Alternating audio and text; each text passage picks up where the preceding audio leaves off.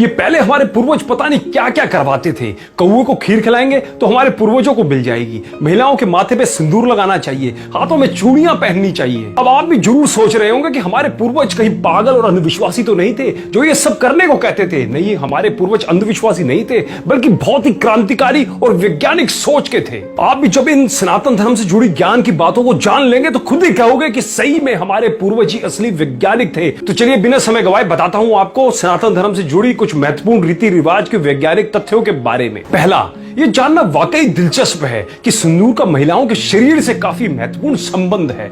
हल्दी, चूना और धातु पारा से बना सिंदूर महिलाओं के शरीर में खून के बहाव को नियंत्रित करता है और कामेच्छा को बढ़ाने में कारगर होता है। यही कारण है कि विधवा महिलाओं को सिंदूर लगाना मना है। सिंदूर में मौजूद धातु पारा के तत्व तनाव और चिड़चिड़ेपन को भी दूर करता है। दूसरा, भारत में मूर्ति पूजा के चलन का वैज्ञानिक कारण बताया जाता है। कहा जाता है कि जब हम किसी की तस्वीर या मूर्ति को देखकर प्रार्थना करते हैं तो पूरा ध्यान उसी आराध्य देवी देवताओं के ऊपर हो जाता है। मन एकदम एकाग्र और नियंत्रित हो जाता है। इसलिए भारत में आध्यात्मिक उन्नति के लिए मूर्ति पूजा को मानव जीवन का अहम हिस्सा माना गया है। तीसरा, हाथों में चूड़ियां पहनने का भी दिलचस्प वैज्ञानिक कारण है। कहा जाता है कि कलाइयों में चूड़ियां पहनने से हाथों का ब्लड फ्लो ठीक हो जाता है, साथ ही चूड़ियों की वजह से ऊर्जा भी नियंत्रित रहती है। चौथा, मंदिर ऐसे स्थानों पर बने होते हैं जहां पर उत्तर और दक्षिणीय ध्रुवों के चुंबकीय और विद्युतीय बलों के कारण सकारात्मक ऊर्जा भरपूर मात्रा में होती है। मंदिर के मुख्य मूर्ति ठीक बीच में स्थापित की जाती है। इस जगह को मूल स्थान या गर्भगृह भी कहते हैं जहां मूर्ति की स्थापना होती है। उस स्थान के नीचे वैदिक मंत्रों से लिखी तांबे की धातुएं रखी जाती है।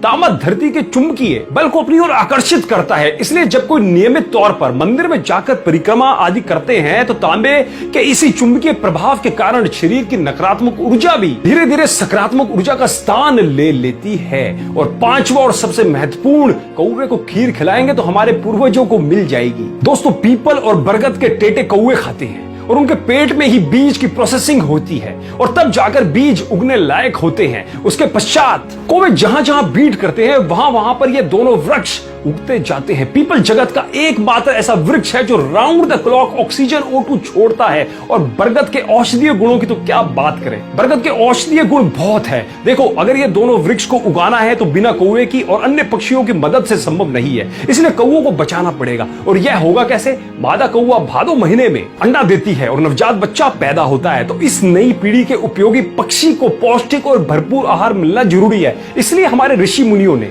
कौवों के नवजात बच्चों के लिए हर छत पर श्राद्ध के रूप में पौष्टिक आहार की व्यवस्था कर दी थी, जिससे कि कौवों की नई जनरेशन का पालन पोषण हो जाए। पर आजकल के कुछ युवा बाहर से पढ़ लिख कर आने के बाद अपने धर्म पे उंगली उठाते हैं। मैं उनसे निवेदन करना चाहता हूं, उनसे कहना चाहता हूं कि सनातन धर्म पे उंगली उठाने से पहले सनातन धर्म को जानो, सनातन धर्म को पढ़ो, फिर उस पर उंगली उठाओ। जब आपके विज्ञान का ABC भी नहीं था ना, तब हमारे सनातन धर्म को पता था कि किस बीमारी का इलाज क्या है, कौन सी चीज खाने लायक और कौन सी चीज खाने के लायक नहीं है। अतः ज्ञान का भंडार है हमारा सनातन धर्म और उनके नियम। विदेशी शिक्षा पद्धति पढ़े और अपने पूर्वजों ऋषि मुनियों के नियमों पर उंगली उठाने के बजाय उसकी गहराई को जानिए। और आज तो विदेशी शिक्षा पद्धति भी हमारे वेदों गीतों का अपने यहाँ प्रयोग कर रही है। तो उंगली उठाने से पहले एक बार जरूर सोचा कीजिए। दोस्तों, मैं उम्मीद करता हूं कि इस वीडियो ने भी आपको जागरूक जरूर किया होगा। यदि किया हो तो हमें एक कमेंट के माध्यम से सनातन धर्म के बारे में आपके महत्वपूर्ण विचार जरूर बताइएगा। और इस वीडियो को ज्यादा से ज्यादा सबके साथ शेयर जरूर करें जो सनातन धर्म पर उंगली उठाते हैं, उनको भी सनातन धर्म के महत्व का पता चल पाए। चलिए अगले वीडियो में फिर मुलाकात होगी, तब तक के लिए धन्यवाद।